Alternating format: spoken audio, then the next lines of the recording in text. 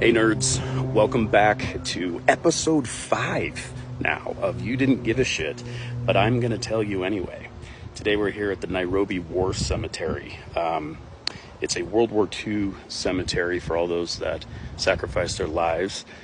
The World War I cemetery, I'm told, is a little dangerous, so didn't go there. Anyway, I want to thank all 4 of you that watch this every time I do it. You're scrumptious and I love you.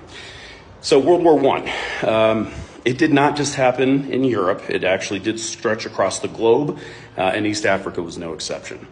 Today, we're diving into the Battle of Longjido, which is one of the earliest engagements in the African theater, and it was fought between the British and German forces along what is now the Kenya-Tanzania border.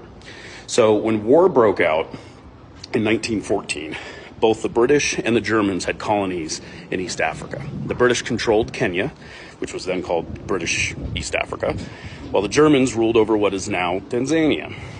And while Europe was locked in this horrible trench warfare, the conflict played out very differently here.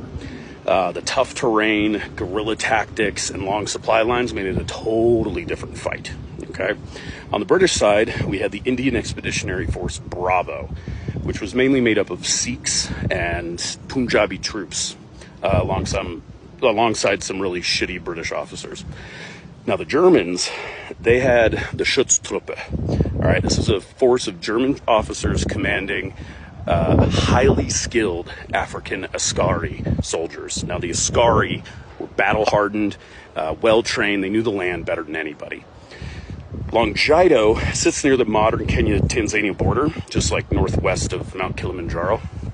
And it was a key position for the British because it controlled a major route into German East Africa. And if they could take it, they'd have a foothold for a larger invasion.